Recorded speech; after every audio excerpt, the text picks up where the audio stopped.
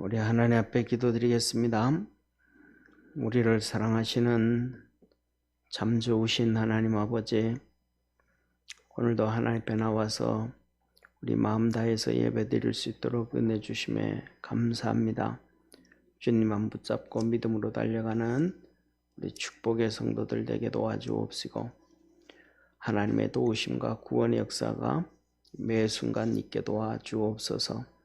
전능하신 하나님 아버지, 우리가 의지할 분은 주님밖에 없습니다. 우리 주님 의지하고 부르짖어 간구할 때에 하나님께서 다 응답하여 주시고, 하나님의 거룩한 역사가 우리 성도들의 삶 속에, 생활 속에 열매 맺어지도록 도와 주옵소서. 오늘도 우리 모든 믿음의 성도들 삶 속에 어둠의 권세가 떠나가고, 흑암의 권세들이 떠나가고, 귀신들이 떠나가고, 문제가 해결되어지고, 육체가 건강함을 얻게 하시고, 주님으로 인하여 살아갈 수 있음을 다시 고백할 수 있는 축복의 성도들 되게 하시고, 하나님께 영광 돌리도록 은총 내려 주옵소서. 아버지 하나님, 이 시간 하나님 앞에 감사한금 드립니다. 주께서 축복하시고 은혜 주옵소서. 안성화 성도 하나님 앞에 예물 드려니 축복하여 주시고, 코로나를 통해서 아버지 하나님 오랫동안 안 나오다가 이제 주님 앞에 나와 예배 드리며 또 예물 드립니다. 축복하여 주시고, 믿음 잃지 않게 하시고, 주님 뜨겁게 사랑할 수 있는 축복의 우리 성도 되게 하시고, 가정되도록 은총 내려 주시옵소서. 아버지, 예현주 권사님, 내 평생 예수님을 뜨겁게 사랑하기를 원하며 예물 드립니다. 축복하여 주시고, 주님 뜨겁게 사랑하는 그 심령 되게 도와주옵시고, 성령을 기름 붓듯 부으시사 하나님 영광 받으시옵소서. 유재한 집사님, 유은숙 권사님 선경금 드립니다. 주께서 축복하여 주시고 은혜 베푸셔서 하나님의 거룩한 역사 있게 도와 주옵소서.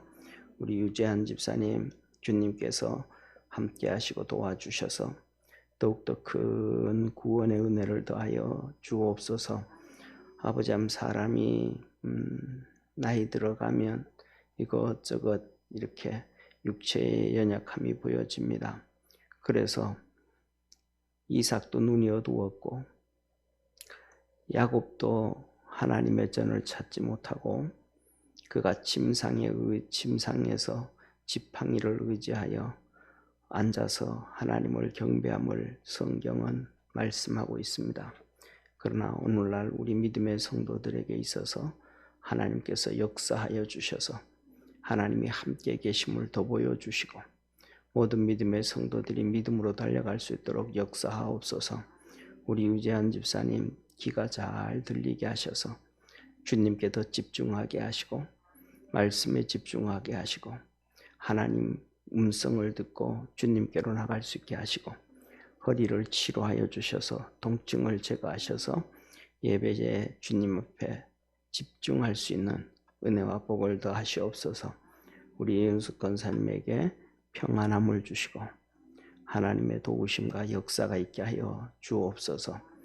우리 맹집사님 축복하여 주시고 하나님의 은혜로 강건해지게 도와주옵시고, 내일은 양수가 결혼합니다. 축복하시고 은혜 더하여 주옵소서.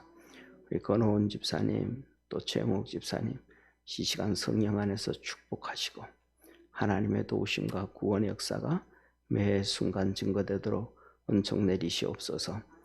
최선희 권사님 축복하시고 함께 하시고 건강 주셔서 하나님의 거룩한 은혜가 있게 하여 주옵시고, 아버지 하나님 또 간도 깨끗이 치료하셔서 피곤하지 않게 하시고 힘들지 않게 하시고 주님을 향하여 더욱더 다른 박진해 나갈 수 있는 복된 권사님 되게 하옵소서. 축복하신 주님께 감사하며 구원하신 예수님의 이름으로 기도드립니다. 아멘. 우리 하나님 말씀 같이 보겠습니다.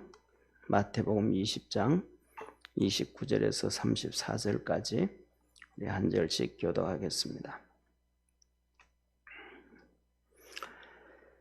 저희가 여리고에서 떠날 때에 큰 무리가 예수를 쫓더라. 소경들이 길가에 앉았다가 예수께서 지나가신다 함을 듣고 소리질러 가로되 주여 우리를 불쌍히 여기소서 다윗의 자손이여 하니 무리가 꾸짖어 잠잠하라 하되 더욱 소리질러 가로되 주여 우리를 불쌍히 여기소서 다윗의 자손이여 하는지라. 예수께서 머물러 서서 저희를 불러 가라사대 너희에게 무엇을 하여 주기를 원하느냐? 가로되 주여 우리 눈 뜨기를 원하나이다. 예수께서 민망히 여기사 저희 눈을 만지시니 곧 보게 되어 저희가 예수를 쫓으니라. 아멘. 아멘. 우리 옆에 있는 성도들하고 한번 인사합시다. 열심히 기도하면서 합시다. 아멘.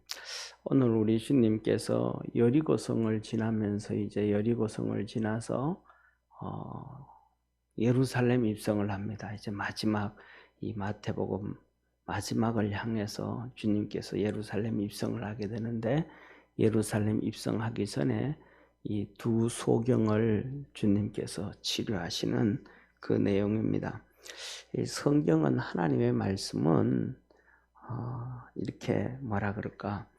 마태, 마가, 누가복음, 요한복음은 특별한 복음이니까 그러니까 요한복음은 예수님이 자기 자신에 대해서 하나님의 아들로 오신 그러니까 인자로 오심이 아니고 하나님의 아들 신자로 오심을 증거하신 메시지가 요한복음이에요.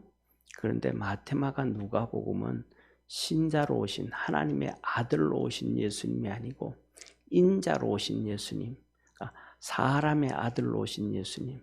창세기 3장 15절에 하나님께서 말씀하시잖아요. 여인의 후손이 와서 이 뱀의 머리를 짓이기고 그 뱀은 예수님의 이 뒤꿈치를 물리라 그러셨잖아요. 그때 얘기하신 창세기 3장 15절에 여인의 후손, 사람의 아들로 오신 예수 그리스도. 이것이 마태복음, 마가복음, 누가복음이에요.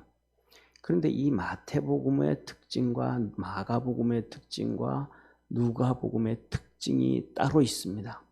쉽게 말해서 마태복음의 특징은 하나님의 자녀인데 진리를 깨닫지 못하고 이 형식적이고 외형적인 신앙생활하는 그들에게 예수님을 만나게 하시는 것이 마태복음의 특징이에요.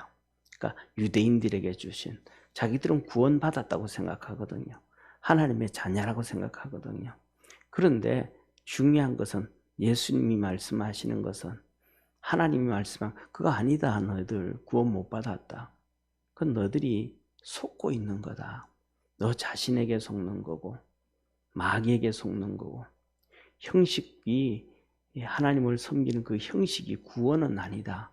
이걸 하면서 실질적인 예수 그리스도를 만나게 하시는 것이 마태복음의 특징이에요. 그 다음에 두 번째로 마가복음의 특징은 이 로마인들에게 주신 메시지예요. 권력과 명예와 부를 가지고 있는 사람들.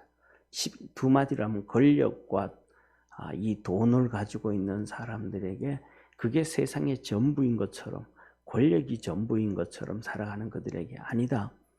하나님이 진짜 하나님이다.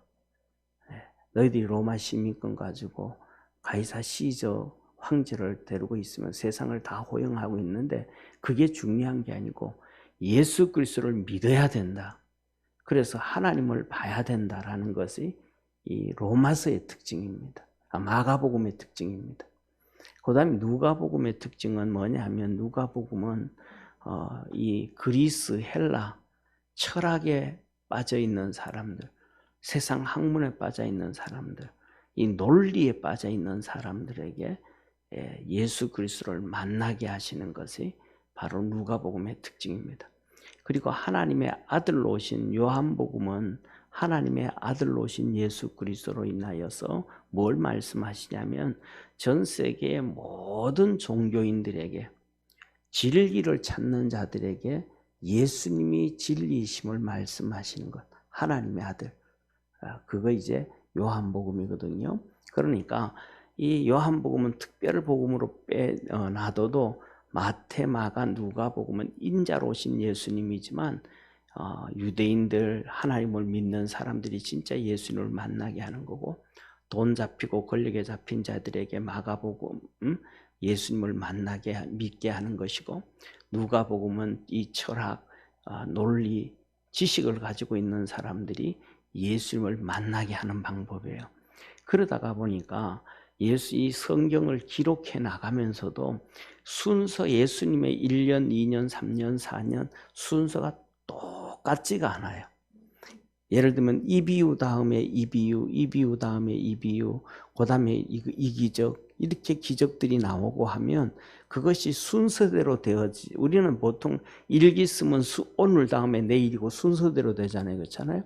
그런데 예수님의 사역은 그걸 순서대로 기록을 하지 아니하고 그것이 받아들이는 유대인들, 그러니까 하나님 섬기는 사람들, 돈과 권력을 잡고 있는 사람들, 그 다음에 지식과 논리를 가지고 있는 사람들에게 하나님께서 그들을 메시지를 주기 위해서 이 순서들이 조금씩 뒤바뀌어지는 거예요.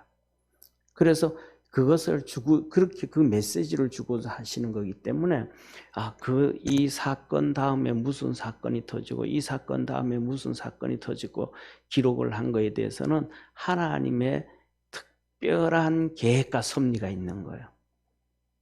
그 사건 다음으로 연결되어지는 게요. 그리고 그 다음에 더 나아가서는 그 똑같은 기적과 메시지를 기록했다 그럴지라도 마태복음과 마가복음과 누가복음의 동일선상에 놓고 예를 들어 똑같이 기록하지 않아요. 똑같이 기록하지 않아요. 그 내용이 조금씩 달라요. 쉽게 말하면 이렇게 얘기하는 거죠. 마태복음 같은 경우는 유대인들이니까 하나님 말씀을 믿는 자들이니까 하나님 섬긴다 형식에 빠져 있으니까 좀 더 뭐라 그럴까 이렇게 그 하나님의 이적과 표적적으로 또 몸부림치도록 만든다라고 할까요? 오늘 본 말씀도 그렇습니다. 그리고 그 다음에 이 마가복음 같은 경우에는 내가 이게 전부였는데, 권력과 돈이 전부였는데 이것이 깨지기 위해서는 그냥 쉽게 깨지는 거 아니잖아요. 그러니까 그냥 쉽게 말하면 그냥 뭐라 그럴까 이런 몽둥이 같은 걸로 도자기를 깨듯이 당 치는 스타일로 메시지가 나가고, 그 다음에 누가복음 같은 경우에는 논리와 지식인, 철학인들에게 주는 메시지니까 상당히 이론적이고 논리적이고 전개적으로 이렇게, 그래서 이렇게 진행되어서 가는구나, 그것을 보여줍니다. 그래서 뭐냐면 우리가 이 성경을 이렇게 보다 보면 그리스 신화 나오잖아요, 그죠? 그리스 신화를 보면서 성경에서 보면 그것과 너무 흡사한 모습들, 이런 것들이 나오는 것들이 이 1장 2장에서 예수님이 탄생과 그리스 신화를 이렇게 비교해 보면 상당히 접목되어지는 부분들이 그 뭐라 그럴까, 그리스 신화를 믿던 그 사람들, 그들은 뭐냐면 그 논리도 아닌데도, 과학도 아닌데도, 지식도 아닌데도 그게 지식으로 빠져 있는 거예요. 예를 들면 바다의 신도 있고 하늘의 신도 있고 뭐 그다음에 제우스 신이 있고, 신이 또 사람과 사랑을 해서 또 영웅이 나오고 그가 모든 세상을 다 구원하고 뭐 이런 게 나오잖아요. 그런 것처럼 이 예수님께서 바로 하나님의 아들인데 마리아의 몸으로 와서 사람으로 우리에게 구원을 주고 하는 이런 누가복음의 그 스토리들이 그리스 신화를 믿고 있는 그들에게 상당히 뭐냐면 그들이 이해하게 되어지고 설득이 되어지는 그런 메시지들이 나오게 되어지는 거예요. 그래서 오늘 이 본문 말씀의 마지막으로 예수님께서 이제 마지막 가나안 입성하면서 이 마태복음, 하나님을 믿는 유대인들에게 너희들이 어떻게 신앙생활을 해야 되는지, 어떻게 하나님을 만나야 되는지에 대해서 우리에게 자세하게 말씀을 해주시는 거예요. 이 말씀을 통해서 우리 믿음의 성도들도 우리는 살아가다 보면 어떤 분들은 모태신앙으로 시작해서 뭐 오랫동안 수십 년, 뭐 평생을 신앙생활 그렇게 해왔고, 또 어떤 사람은 어릴 때 예수 믿어서, 또 어떤 사람은 뭐 믿은 지 20년, 30년이 되어져서 그렇게 신앙생활을 해왔는데, 그 모습들 가운데서 그런 모습들은 바로 우리가 믿는 이 뭐라 그럴까, 유대인들의 모습과도 오래 믿었던 것과 같은 모습이에요. 그래서 어떤 데는 습관적일 수도 있고 타성에 빠질 수도 있고 그냥 종교성에 익숙해져 갈 수도 있고 한데, 이 소돔성에 있는 이 여리고성에 있는 두 소경을 통해서 주님께서 우리에게 주시는 메시지가 있다. 그것을 오늘 깨닫고 기도하고 믿음으로 달려가는 우리 축복의 성도가 되기를 축원합니다. 자, 그래서 오늘 여기에 본 말씀은 우리 주님께서 여리고를 떠나서 이제 예루살렘으로 가시는 거예요. 그런데 뭐냐면 이 여리고는 쉽게 말하면 사해 북쪽에 있는 동네라서 애굽이 뭐 언제든지 그렇잖아요. 애굽이 문명의 이 꽃을 피우는 곳이잖아요. 그래서 애굽으로 가는 길이 저 위에서부터 이렇게 내려와 가지고 이 예루살렘으로 이렇게 해서 가자 지구로 해가지고 애굽으로 가는 길, 그다음에 이제 이 사막을 지나와 가지고 여리고를 통해 가지고 그다음에 애굽으로 가는 길이 있어요. 그래서 이 여리고는 항상 이렇게 다인종들이 막 붐비고 유대인들만 있는 게 아니고 다인종들이 붐비고, 거기에는 상업도시, 그러니까 가게들이 엄청나게 많고 여관들도 많고, 하여튼 이런 쉽게 말하면 세상을 이렇게 집약해 놓은 것과 똑같은 거예요. 그 당시에 그 여리고성에. 그래서 여리고성에 우리가 잘 아는 삭개오가 나오잖아요. 이 삭개오가 돈이 많은 이유가 바로 여기가 제일 부자인 동네예요. 장사하고 그다음 외국인들이 왔다 갔다 하고, 애굽으로 들어가는 사람이 거기를 지나가고, 애굽에서 나와서 거기 들러서 지금은 사우디로 해가지고 또 이라크로 가고 하는 그 요충지라 이 말이죠. 그렇기 때문에 이곳을 성경에서는 항상 얘기하는 거. 우리가 성경에서 여리고 나왔다 그러면 이 여리고는 오늘날 우리가 사는 세상을 얘기하고 있구나, 이걸 항상 생각해야 돼요. 그래서 우리 주님께서 비유로 하실 때 있잖아요. 선한 사마리아인의 비유를 할 때도 예루살렘에서 여리고로 내려가다가 이거는 두 가지 의미를 가지고 있어요. 첫째로는 실질적으로 지형적으로 예루살렘이 해발이 더 높아요. 여리고가 해발이 더 낮아요. 그러니까 내려간다 그렇게 얘기하는 거예요. 그 다음에 두 번째로는 뭐냐 하면, 예루살렘은 항상 성전도 그렇고 구약에 있던 구약의 출애굽기 때도 하나님을 만날 때, 모세가 만날 때 산 꼭대기로 올라가잖아요. 산으로 올라가고, 그래서 거기서 성전을 바라보고 또 우리가 하늘나라를 바라보고 하는 것처럼, 이 하나님의 성전, 하나님이 계신 곳은 항상 높은 곳을 얘기해요. 이게 뭐냐 하면 세상에서도 똑같아요. 지금 우리 서울이 조선 500년 동안 이렇게 한양으로 있었는데, 그러면 영월에서 물이 흘러서 영월에서부터 시작해서 황지부터 시작해서 물이 흘러가지고 거기서 물이 흘러서 저쪽으로 낙동강으로 내려가고, 한 줄기는 또 이렇게 한강으로 흘러오잖아요. 그런데 그 영월이란 데 이쪽에서 있는 사람들이 이 한양을 올 때 한양 내려온다 그래요? 한양 올라간다 그래요? 올라간다 그러거든요. 그 왕이 있는 곳, 도성은 항상 높은 곳이라는 것을 상징을 하는 거예요. 그래서 예루살렘을 놓고는 항상 높은 곳이, 거기에 하나님이 계신 곳, 살렘이 있는 곳, 예루살렘이 높은 곳이라는 거예요. 그래서 이 여리고는 항상 뭐냐면 성경에서 세상을 얘기해 주는 거예요. 그래서 여리고 나왔다면 오늘날 우리가 세상과 같은 곳, 예루살렘 나오면 우리 교회와 같은 곳, 하나님 만나는 곳, 이걸 이제 인식하게 되어지면 됩니다. 그래서 오늘도 예수님께서 마지막으로 성전에 올라가실 때에 여리고로 지나가게 되어지고 마지막 기적을 행하시게 되어지는데, 이 지나갈 때에 뭐냐면 많은 사람들이 쫓았다 그래요. 무리가 쫓았다. 무리가 쫓았다 그래요. 오늘날 이것을 보면서 우리 믿음의 성도들은 신앙인이 되어지고 무리가 되어지지 않기를 주의 이름으로 축원합니다. 이 엄청난 예수님을 따르는 이 무리들이 쫓아갔는데, 이제는 며칠, 일주일도 안 돼서 그 무리들이 예수님을 죽이라 그래요. 세상에 편승해 가는 거예요.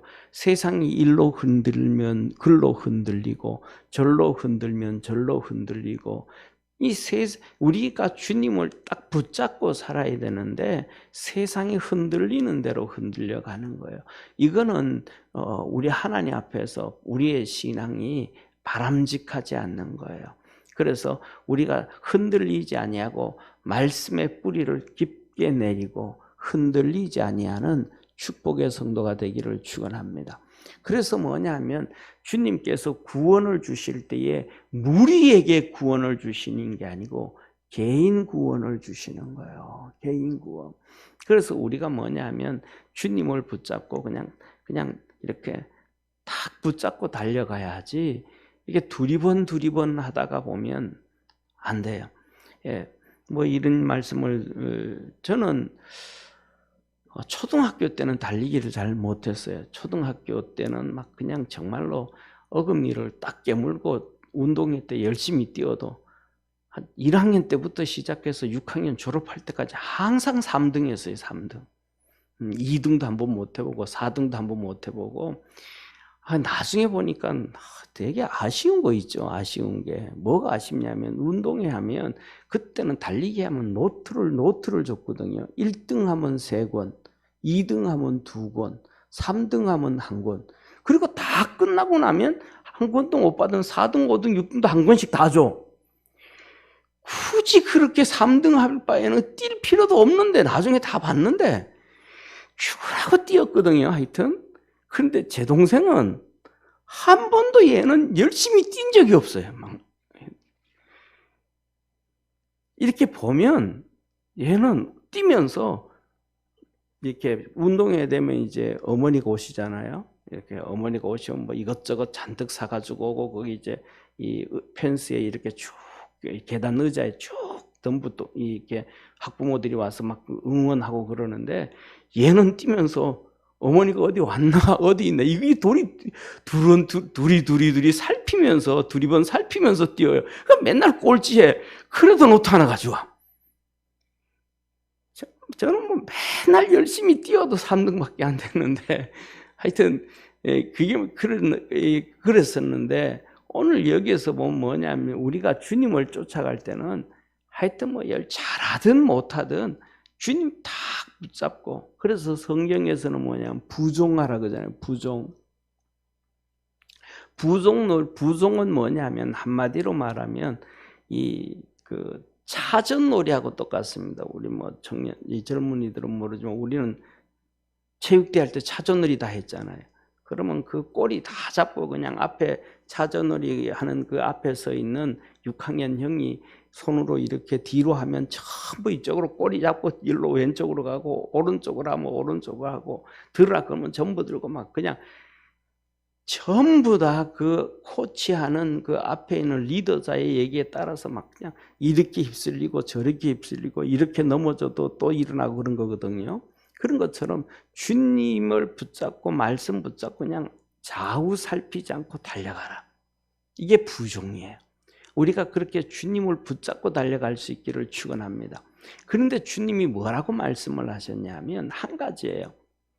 내가 너에게 주는 계명은 무겁지 아니하다. 그러니까 집중해서 주님만 쫓아가면 힘드는 게 하나도 없다라는 거예요. 힘드는 게 하나도 없다라는 거예요. 그런데 두리번되면 힘든 거예요. 뛰어가다가 넘어지고 미끄러지고 자빠지고. 주님을 붙잡고 달려가기를 바랍니다. 그런데 여기 이 많은 무리들은 뭐냐면 자기들에게 실질적으로 뭐냐면 제가 생각한 거래요. 여기 있는 이 엄청난 군중들 무리들이 예수님을 쫓아가는데 이들에게 삶의 문제가 있을까요, 없을까요? 엄청나게 많죠. 첫째로는 의식주의 문제가 가장 큰 것이 있었습니다. 예수님 당시에 95% 그러니까 93% 정도는 하루 세 끼를 못 먹는 백성들이었어요. 예루살렘만 빼놓고 예루살렘에는 바리새인들, 사두개인들 이들이 있긴 랍비들이 중심으로 있었기 때문에 잘 사는 사람들이 많았기 때문에 93%까지는 아니에요. 근데 다른 데 그 외에는 이 여리고도 빼놓고 다른 데는 93%가 하루 세 끼를 못 먹는 사람이었다고 역사학자들이 얘기를 해요. 그러니까 자기들의 의식주 문제가 있잖아요. 그럼 그걸 예수님께 내놔야 될까 안 내놔야 될까요? 내놔야죠. 그런데 이 무리들은 예수님만 따라가지 이 자기들에게 있는 심각한 문제를 안 내놔요. 여전히 정말로 마태복음에 기록한 유대인들의 전형적인 종교인들의 모습과 비슷한 상태. 그리고 그 많은 사람들이 그렇게 또 따라가니까 그냥 따라가는 거예요. 자, 주님을 불러서 내 문제를 내놔야 되는데 내 소원을 내놔야 되는데 안 내놓는 거예요. 그런데 오늘 여기에 본문 말씀 보면 두 소경이 드디어 예수님이 지나간다는 소리를 듣고 예수님이 지나간다는 소리. 이들은 예수님을 따라간 적도 없어요. 메시지를 들은 적도 없어요. 예수님과 함께 이렇게 무리들이 움직일 때가처럼 앞에서 들은 것도 아니에요. 그러니까 이 무리들은 예수님의 메시지를 듣고 병 고치는 걸 보고 뭘 다 하면서도 쉽게 말하면 자기들의 고민을 안 내놨다고도 볼 수 있을 거야 아마. 예수님 메시지를 그렇게 들으면서도. 그런데 이 소경 두 명은 예수님이 지나간다는 소리를 듣고 소리 지르기 시작합니다. 우리를 불쌍히 여겨 주옵소서 다윗의 자손이여. 우리를 불쌍히 여겨 주옵소서 다윗의 자손이여. 막 소리 지르기 시작합니다. 저와 여러분 우리도 주님 앞에서 소리 지르서 주님을 찾을 수 있는 성도 되기를 바랍니다. 아무리 주님을 섬기고 모태신앙이고 태어나기 전부터 아브라함의 후손이고 태어나서 할례를 받았다 해도 너희들 주님 부르짖지 아니하면 되어질 일이 아무것도 없다. 주님 앞에 부르짖어야만 된다. 그래서 주님은 누가복음 18장에 말씀하시죠. 뭐라고 말씀하시냐면 과부의 기도. 밤낮 와서 불의한 재판관에게 부르짖을 때에 그 불의한 재판장이 내 저 과부의 소원 들어줘야 되겠다. 안 들어주면 나를 날마다 괴롭게 하리라. 그런데 이 불의한 재판관도 밤낮 그 부르짖는 이 과부의 기도에 소원을 응답하거든. 하물며 너희 천부께서 너희 부르짖는 기도에 응답하지 않겠느냐. 너희 부르짖는 기도에 속히 응답하리라. 할렐루야. 이거는 뭐예요? 이방인들에게 너무 기도에 대해서 쉽게 설명을 해주는 거예요. 비유를 통해서. 그런데 유대인들에게 제자들에게는 뭐라 그래요? 하나님 말씀 너무 잘 아니까 그들은 섬기는 신앙의 형식들이 있으니까 하는 얘기가 마태복음 7장 7절에 찾으라, 구해라, 두드려라. 하나님 앞에 나와서 몸부림쳐라. 그래서 부르짖어 간구하고 기도할 수 있는 축복의 성도가 되기를 축원합니다. 저는 궁금한 게 하나가 진짜 궁금한 게 있는데 예수님 당시 세례 요한 당시 SNF가 있었어요. 그 사람들은 나라가 지금 심각하고 이 마지막 때가 다 됐다. 정말 예수님 이 메시아가 오실 때가 다 됐다. 이걸 깨닫고 결혼도 안 한 사람들이에요. 그리고 그들은 동굴에서 생활하면서 그냥 성경 연구하고 성경 필사하고 그렇게 금식하며 살았던 사람. 거기에 세례 요한도 그 훈련을 받았던 사람이에요. 바리새인들 중에서 가장 독실한 신앙을 가지고 있는 사람들.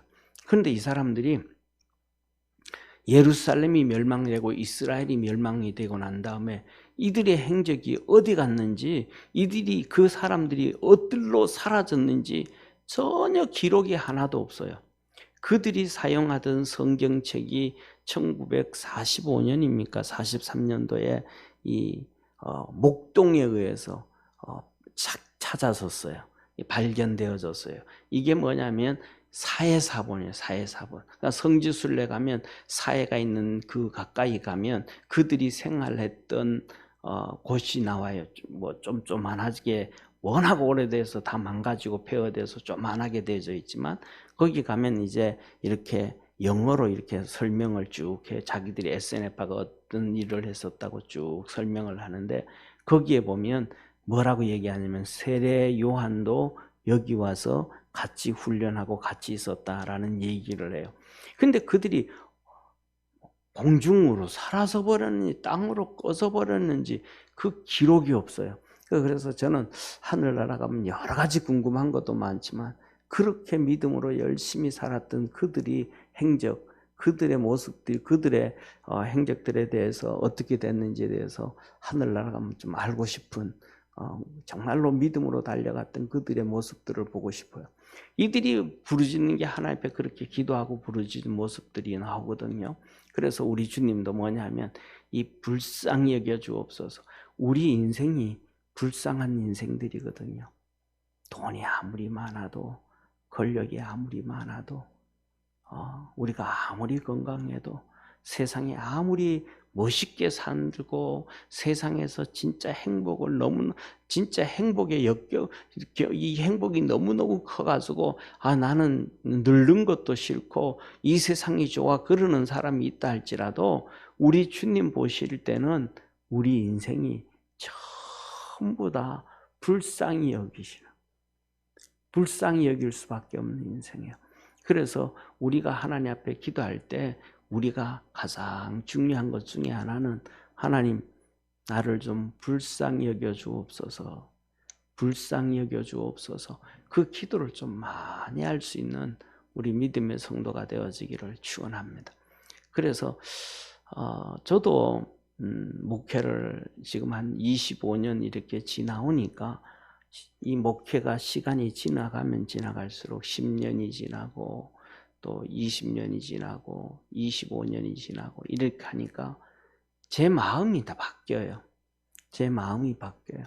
개척해가지고는 뭐 철도 없고 뭐 아무것도 모르고 그냥 열심히만 하고 그다음에 또 이것저것 뭐 그냥 교회 예를 들면 월세 내지 제때 못 내가지고 그 월세 때문에 끙끙대고 정신없이 이렇게 10년은 신앙생활 목회해왔고 또 10년 지나고 나니까 그때서야 이 목사로서의 이 아버지의 마음, 목사로서의 아버지의 마음.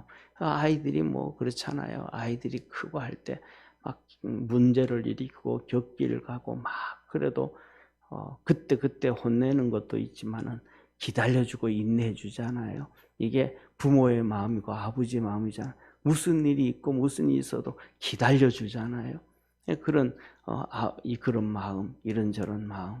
그 다음에는 20년이 지나고 25년 되어지고 나면 지금은 하나님 앞에서는 그런 기도를 해요. 뭐냐 하면 뭐 성령에 대한 얘기를 제가 한 1, 2년 사이에 더 많이 하지만은 나에게도 진짜 하나님께서 주시는 이런 더 큰 은혜와 능력이 좀 있었으면 좋겠다. 왜냐하면 성도들 삶 속에서 힘든 성도들도 있고 어려운 성도도 있는데 그냥 그 하나님께서 주시는 그 은혜와 능력으로 그냥 다 해결되어지고 다 그냥 이랬으면 좋겠다라는 그런 마음들이 좀 있어요. 그래서 그런 기도를 하는데 모르겠습니다. 하나님께서 뭐 그거는 하나님의 분량이니까, 하나님의 주권이니까. 근데 그냥 목회 끝날 때까지 그 기도는 하지 않을까 하다 못해가지고 주님 앞에 갈 때까지는 그런 기도하지 않을까. 아니면 주님께서 이제는 너 목사로서 이제 아웃이다. 그리고 나는 이제 더 이상 목사로서 안 살고 이제 그냥 편하게 살랜다. 그렇게 스스로 내려놓든지 주님이 너 목사 아웃이다. 이르기 전까지는 끝까지 뭐 죽을 때가 될 때까지라도 아버지 앞에 갈 때까지도 그 기도를 하지 않을까 그런 생각을 해요. 예, 그래서 우리가 뭐냐 하면 이 두 소경이 자기 현실을 알고 부르짖어 기도하는 것처럼 주님 붙잡고 믿음으로 달려갈 수 있는 성도 되기를 바랍니다. 근데 중요한 것은 바로 여기에요. 그렇게 부르짖어 기도했더니 무리들이 조용하라는 거예요. 꾸짖으면서 야 이제 잠잠해 하는 거예요. 이게 뭐냐면 신앙의 열심을 내려고 하면 방해하는 사람들이 너무 많다는 거예요. 내가 감당하기 어려울 정도로 내 신앙을 방해하는 사람들이 너무 많다는 거예요. 사단 마귀도 방해하고 사람도 방해하고 환경도 방해하고 방해하는 것이 내가 감당하기 어려울 정도로 많다라는 거예요. 이 두 명이 그냥 돈도 없고 권력도 없고 힘도 없고 아무것도 없고 보이지도 못하고 손가락질 당하는 비천한 두 소경인데 이들을 불쌍히 여겨주는 사람들은 없더라는 거예요. 예수님한테 도움을 구했더니 다 방해하더라는 거예요. 우리가 주님 앞에서 열심히 나가려고 하고 주님의 도움을 구하려고 하고 하나님의 은혜로 달려가려고 할 때 우리를 방해하는 세력들이 정말로 많은 거예요. 사단 마귀가 방해를 하고 문화가 방해를 하고 습관이 방해를 하고 사회 구조가 방해를 하고 가까이 있는 믿음의 가족들도 방해를 하고 동족이잖아요.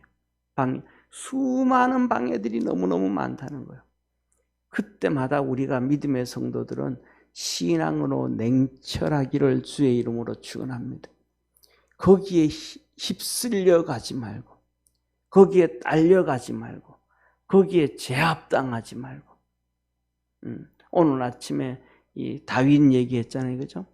다윗이 그러는 거예요. 다윗이 골리앗하고 싸우겠다 그랬으면 뭐라 그래야 돼요? 격려해주고 박수 쳐주고 그래 한번 해봐라. 정해서 안 될 만하면 우리 군인들한테로 도망와라. 그럼 우리가 다 가봐해 줄게. 이래 나가야 되잖아요.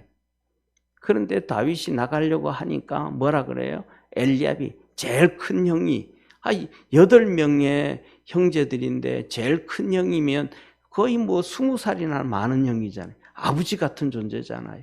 성경에는 그러잖아요. 이새는 벌써 나이가 너무 많아서 늙어버렸다. 이새가 너무 나이 많아 늙어버렸다 그랬으니까 다윗은 막내인데 17살밖에 안 됐는데 그러면 엘리압 같은 경우에는 최소한 거의 한 40 가까이 돼서 40살 정도 됐을 거란 말이에요. 그러면 엘리압이 다윗이 생각하기에는 자기 아버지 같은 뻘이라면 아버지보다 더 무서울 존재도 될 수 있단 말이에요. 근데 그 엘리압이 막 뭐라는데 너 교만하다 너 마음이 너 어릴 때부터 너 집에 있을 때부터 그 교만한 마음 내가 알아봤다. 너 그 완악한 마음도 내가 알아봤다. 네가 여기 놀러 왔냐? 막 야단치는 거야. 그럼 뭐 다윗이 찍소리도 못하죠. 그냥 조용해야죠. 그런데 다윗이 그거 이기는 거예요. 아니라고 내가 할례 없는 자가 이스라엘 군대를 욕하는데 이스라엘 군대를 욕하는 거는 하나님의 군대를 욕하는 건데 저거 그냥 볼 수 없다고 막 그냥 아락바락하고 그런단 말이에요. 그랬더니 시끄러워지기 시작해요. 한쪽에서는 막 골리앗이 떠들고 시작하니까 한쪽 군인들은 막 도망가기 시작하는데 이쪽에서는 또 자기 군대 안에서는 막 시끄러운 게 있는 거예요. 그래서 그 소리가 사울에게 간단 말이에요. 예. 사울이 그럼 데려가라. 그랬더니 다윗이 가는 거예요. 봤더니 자기 병기 들고 다니던 이 17살 된 소년이란 말이에요. 이 다윗이 뭐냐면 자기 앞에 놓여져 있는 수많은 방해들. 그리고 그 다음에 더 뭐라 그래요? 나 이제 월요일 날 나오는 메시지지만 이 사울이 자기 갑옷을 벗어서 다윗에게 입혀준단 말이에요. 앞에 있는 여기 갑옷만 해도 이 무게가 57kg예요. 그거는 골리앗의 갑옷이죠. 그러니까 사울은 키가 훨씬 더 크단 말이에요. 그런데 그 갑옷을 입혀주고 투구를 씌워준단 말이에요. 그 왕걸 해주는데 벗을 수가 있어요? 죽어도 입어야 되죠, 왕이니까. 그런데 다윗은 그거 벗잖아요. 아니라고. 나 이거 못하겠다고. 난 내 그냥 가겠다고. 무슨 일을 하려고 할 때 막 권력 가진 사람도 그렇고 이런 모습도 그렇고 저런 모습도 방해 요소들이 너무 많아요. 그 방해를 이기고 갈 수 있는 축복의 성도가 되어지기를 주의 이름으로 축원합니다. 저는 이런 생각을 해요. 뭐냐 하면 우리의 믿음의 생명력은 약한 것 같은데 정말로 위대하다. 이게 뭐냐면 옛날에 지금으로부터 한 20년도 더 됐어요. 20년도 훨씬 한 2, 3년 된 것 같아요. 그때 개척 초창기였는데 제가 아내하고 두 아이들 데리고 식물원에 갔어요. 그 식물원이 어느 식물원인지 지금도 기억도 안 나요. 어딘지를 모르겠어요. 저는 길눈이 진짜 어두워요. 한 5번 갔다 와도 그 길 찾아가라 그러면 잘 못 가요. 그래가지고 저를 어떤 데 갔다 가서 떨어뜨려 놓고 오면 저는 못 찾아옵니다. 예. 그래서 어디 차 타고 갈 때도 꼭 내비가 있어야 되는데 내비 없으면 못 가요. 그런데 그 어느 식물원에 갔는데 제가 카메라를 가지고 사진 찍으려고 이렇게 이쪽에 갔는데 기가 막 봄이잖아요. 그런데 이 아스팔트를 쫙 새로 깔아놨는데 겨울에 깔아놨는데 이 아스팔트 사이로 꽃들이 올라와서 아스팔트가 퍽퍽 다 깨진 거예요. 그래서 내가 그때 그거 사진을 찍으면서 그때는 필름 카메라였죠. 사진을 찍으면서 야, 생명이 이렇게 강하구나. 우리의 믿음도 이 세상 살아가면 이 힘든 콘크리트 같은 거, 아스팔트 같은 것도 깨뜨리게 되어지는구나. 그런 생각을 했거든요. 우리가 장벽이 이기고 갈 수 있는 축복의 성도가 되기를 축원합니다. 그랬더니 이 2명의 소경이 장벽이 있는데 막혀내 그럼 주눅이 들고 조용해야 되는데 주눅 들고 조용하지 않고 더 소리를 질러요. 우리를 불쌍히 여겨 주소서. 다윗의 자손이여 더 소리 질러요. 주님이 가시던 길을 멈춰서서 주님이 가시던 길을 머물러 서서 소경을 불러요. 주님이 가시던 길을 머물러서 소경을 불러요. 저와 여러분 우리 믿음의 성도들이 우리 주님이 가시던 길을 멈출 수 있도록 부르짖을 수 있는 축복의 성도가 되기를 축원합니다. 우리 주님은 어디에서든지 간에 그냥 지나가실 때도 있고 일부러 찾아오실 때도 있고 한데 우리 주님이 우리를 일부러 찾아오시기를 기다리지 말고 지나가시는 주님을 붙잡을 수 있는 축복의 성도가 되기를 바랍니다. 우리에게는 수많은 바람들이 불고 하잖아요. 그런 것처럼 우리 인생에는 하나님께서 주시는 축복들이 있어요. 이 축복들이 있는데 그것을 뭐냐면 기다려야 돼요. 신앙으로 깨어서 기다리고 있다가 주님이 축복이 지나갈 때 낚아채야 돼요. 기다려가지고 주님께서 안겨줄 때까지 기다리면 우리에게는 큰 그렇게 소망이 없어요.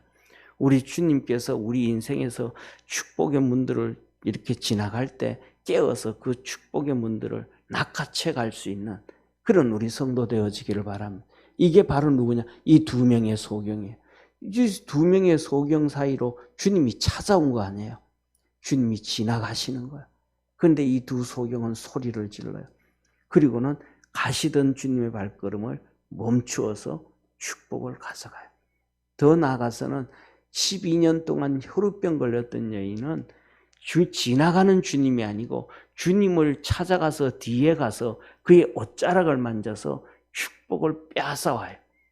그래서 주님께서 소리를 지르셔요. 뭐라고 하냐? 누가 내 옷에 손댔냐? 제자들이 말해요. 아닙니다. 우리 손 안 댔습니다. 아니라 내 몸에서 능력이 빠져나가는 걸 느꼈느냐? 우리의 삶의 문제가 해결되어지고 하나님의 축복이 임하고 우리의 질병이 치료되어지고 우리의 삶의 문제가 해결되어지는 것은 주님으로부터 우리에게 능력이 나와야 돼. 할렐루야. 우리의 기도에 응답되어지는 것도 그냥 되는 것이 아니고 주님의 능력이 빠져서 우리에게 와서 이 세상을 바꿔놓는 거예요. 이 주님이 능력이 빠져나올 수 있도록, 그래서 우리가 놓치지 아니하는 축복의 성도 되기를 바랍니다. 그래서 주님께서 뭐라 그래요? 뭘 해주기를 원하냐? 그랬더니 그들이 눈 뜨기를 원합니다. 그랬더니 주님 말에 민망히 여기사, 한번 따라합시다. 민망히 여기사, 민망히 여기사, 민망히 여기셨다. 이 말은 불쌍히 여기셨다. 불쌍히. 참 보세요. 저 보세요. 이 소경으로 태어난 거, 둘 다 소경으로 태어난 거 주님이 보내신 거잖아. 하나님이 그 소경으로. 그런데도 그 불쌍히 여기시고 손으로 눈을 만져주셔요. 그 손으로 불쌍히 여기시면서 손으로 만져주실 때 그 손이 얼마나 이렇게 그 떨림이 있으실 것 같아요.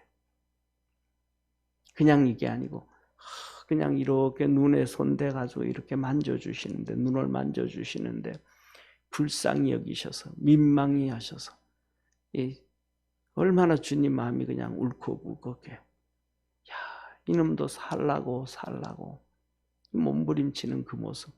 저와 여러분, 우리 믿음의 성도들이 그렇게 주님을 만나고 그렇게 주님의 복을 받고, 할렐루야. 그리고 난 다음에 이 두 소경이 예수님을 쫓았더라. 우리가 예수님을 열심히 쫓아갑시다. 열심히 주님 잘 섬기는 축복의 우리 성도 되기를 축원합니다. 기도드리겠습니다. 전능하신 하나님 아버지, 두 소경이 주님을 만나고 눈이 열리고 하나님의 축복으로 회복되어지는 것처럼 우리 사랑하는 모든 성도들도 주님 안에서 그렇게 회복되어지게 하시고 주님을 만나게 하시고 축복의 문들이 열려지도록 은총 내려 주옵소서. 우리의 주님을 만나고 하나님의 복을 받으려고 할 때에 방해하는 수많은 세력들이 있습니다. 어둠의 세력, 사단마귀부터 시작해서 그 모든 것들을 다 이길 수 있게 도와주시고, 더 나아가서는 우리 육신이, 우리 자신이 그 하나 주님을 만나지 못하고 복을 받지 못하도록 방해하는 것도 많습니다. 우리가 깨어서 이기는 축복의 성도들 되게 하옵소서. 복된 성도들 되기를 바라옵고 구원하신 예수님의 이름으로 기도드립니다. 아멘.